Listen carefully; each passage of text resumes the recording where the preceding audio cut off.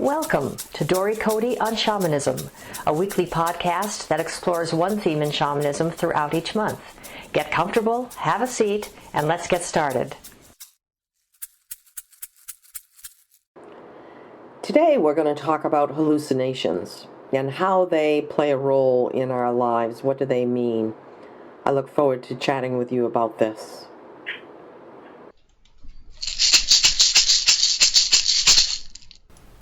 Dory, what is the difference between a lucid dream and a hallucination, and how do they differ from a vision? They're three very different things. A lucid dream, as we talked about in our last podcast, is a dream where you actually have some control over the outcome and the direction of the dream. A vision is either when you're awake or asleep, an awareness that your spirit is having that is beyond the scope of your physical body. It's like visiting another dimension of reality. A hallucination can be very disturbing, or it can be incredibly pleasant and otherworldly, but very different than a vision. Hallucinations typically are not something that we are able to control. They are almost always in the waking state, and they're a way in which our mind and spirit work together to give us some kind of experience that is outside of the scope of what we would call ordinary reality, not something that would be seen typically here on the earthly plane. It might be a distortion of something that is here. For instance, you might be looking at a tree and the tree is upside down and is distorted in some other way that is not something that would be in ordinary reality. The big key difference between a lucid dream and a vision is that a hallucination is not able to be controlled, can be very frightening, or can be very awe-inspiring, and at the same time, a very big teacher. People are afraid of hallucinations because they're often connected to the belief that somebody who's having a hallucination has a mental health problem. And though that may be true, there are also many instances in which somebody might be having a hallucination and not having a mental health problem.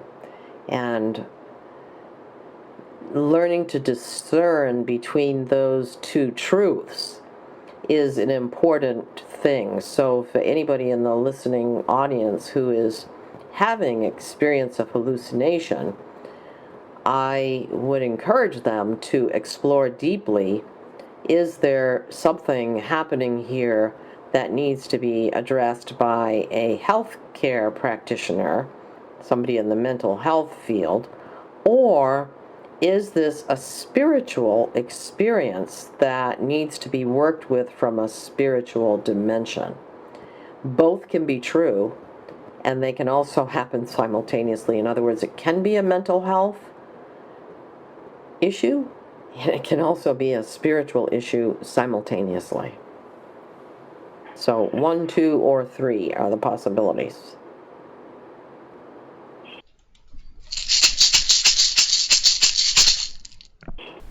I heard about someone who went to Peru and took ayahuasca to have a vision. It sounds to me like she was hallucinating based on her description. What are your thoughts about this way of having a voluntary hallucinatory experience? It is true that here in the Western world, in this modern day shamanic time, there are many people who are seeking the experience of the heightened consciousness or awareness that occurs with ingesting a hallucinatory drug called ayahuasca. It is a potion that is based on a plant that grows in the Peruvian, Ecuadorian, Colombia area of Central and South America. And it has been used by shamans of those regions for hundreds and thousands of years, frankly. It was used typically for the shaman to access the capacity to divine answers for people by seeking the deep experience of a connection with spirit. What has happened is that in modern time, people have started going to these regions of the world to experience ayahuasca, to deepen their experience of expanding their mind, having very much like the kind of experience one would have by taking LSD in the 1960s, which was a common drug of choice in those days because of the way it kind of blew your mind. Well, ayahuasca does the same kind of thing. It makes you sick, and it also can give you this hallucinatory kind of experience. It does make people sick to their stomachs. Typically, people vomit and have diarrhea and all kinds of other things because it's a foreign object you're putting in your body. So, to answer the question, I personally do not believe that that is a direction that is a good choice for most people, because it does involve creating a hallucination without it happening without prompting. In other words, like you're creating a hallucination rather than allowing a hallucinatory kind of experience to happen in your everyday ordinary life. You're choosing to do that. I have a lot of other feelings and thoughts about going to a foreign country and taking a plant that is indigenous to that area of the world that was intended to be used for other kinds of things, not for white American entertainment. That having been said, I really don't ascribe to the ways in which humans have found shortcuts to spiritual lessons by taking hallucinatory drugs, whether it's ayahuasca or some other drug. Because in the end, their spirit is not really making the choice to bring that to them at the time that they have in their thinking minds chosen for that to happen. And I don't believe that the lessons that come as a result are necessarily in the right timing or in the right place in that spirit's evolution.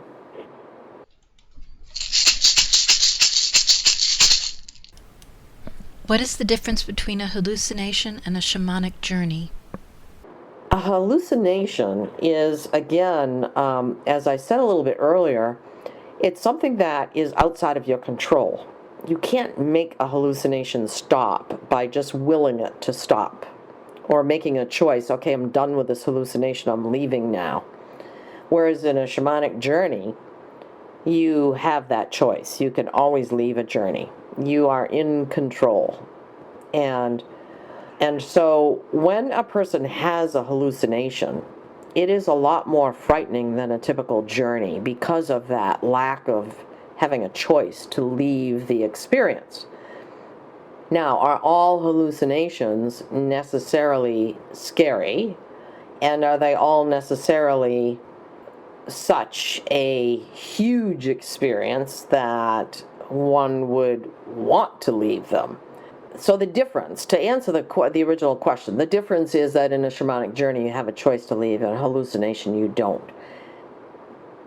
They're actually pretty different kinds of experiences.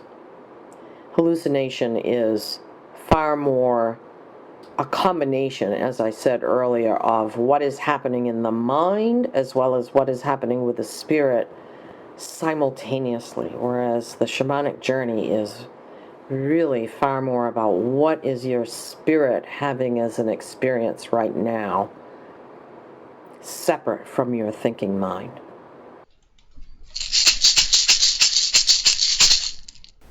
If someone is having hallucinations, what can they do about it? Is it possible to ask someone to journey on their behalf for more information? Hallucinations are very different than journeys, as I said, and if somebody is having hallucinations and they have concern and they don't want to see a mental health professional, which a lot of people don't, because it is scary. It's scary to go see somebody and have that fear, that anxiety that, oh my God, they're going to put me on medication that I don't necessarily want to take. I would suggest that somebody who's having hallucinatory experiences without taking drugs to induce that hallucination might want to consult with a shaman or a shamanic practitioner and have that person journey on their behalf, perhaps even describe the hallucination to the shaman or shamanic practitioner. Ask them to journey on your behalf and explore that hallucination and find out, what is it? What is my spirit trying to get across to me? What do I need to know about this hallucinatory experience? And how do I manage it? Go to somebody that you really trust, because this is not, this is not an ordinary, should I buy the red car or the black car question. This is a very, very deep and important exploration that you're asking someone to take on your behalf. You want to go to somebody who you can really trust is going to access guidance for you that will be helpful and will be truly from spirit and not from the practitioner's thinking mind. So somebody who's very skilled and is able to separate their thinking selves from the journey and give you some really, really solid help about what you need to know about the hallucinations that you're having. Whether they're visual hallucinations or auditory. Some people have auditory hallucinations. They're not necessarily visual. They hear voices. They hear something happening in the wall, something speaking to them. Well, is there a spirit talking, trying to get your attention, or are you truly having an auditory hallucination that is scary and does need to be managed through some kind of allopathic or homeopathic or other natural remedy that would help quiet that for you so that it is not so disturbing? That's why you need a shamanic practitioner to help you with this. You need some guidance. If you're more comfortable going to a healthcare practitioner to get that guidance, then go there. Go whichever direction is most comfortable for you. But don't let hallucinations throw you into a place of so much fear that you become stagnant or immobilized by the experience that you're having.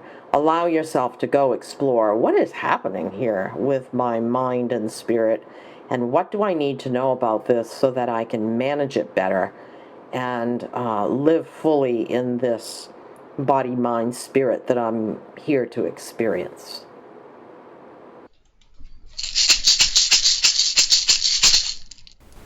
When is it important to seek the advice of a mental health professional about hallucinations?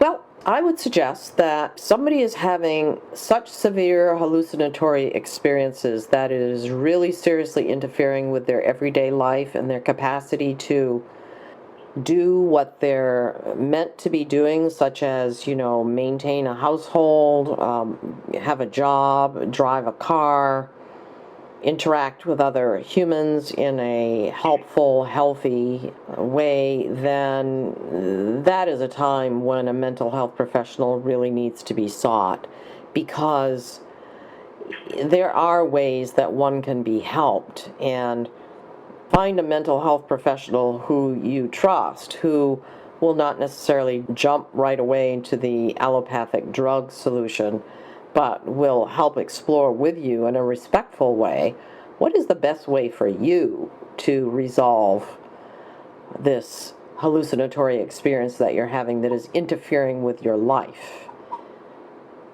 Because there are other ways. There are herbal remedies, there are homeopathic remedies, there are lots of different possible ways that one might get the help that they need. So find a mental health professional who you can trust, because you've been referred to them by friends you trust or by other professionals who you trust. But the key is here, if the hallucinations are so severe and so frequent that they are interfering with your everyday life, that is a time to seek the help of a mental health professional.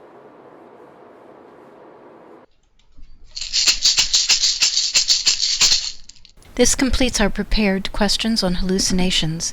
Is there anything else that you would like to add about this topic? Yes, I'd like to say in ending, and I really did not think about this as I started this segment today, but I'm aware that it might be very helpful to do a podcast and have a mental health professional here and have a dialogue with that mental health professional about hallucinations and get their perspective on what is the hallucinatory experience. And answer that question, when is it important to seek the advice of a mental health professional? I would truly like to explore that with somebody else here and have a dialogue about it. So stay tuned. There will be a time when we will explore that with someone else. Thank you for listening to Dory Cote on Shamanism. We'd love to hear your thoughts, stories, reactions, and questions. Come on over to dorycote.com and join the conversation. And tune in next week for more on this subject, or next month for a new subject. You can subscribe to this podcast in iTunes or sign up on dorycote.com to receive notices when the podcasts are posted. That's Dory, D-O-R-Y, and Cote, C-O-T-E.com. Drumming and rattling by Dory Cote and Terry Morgan. Technical assistance and audio production by JillHackett.com. And this is Susan Savelle, wishing you many blessings in your life. We hope to have you join us next time.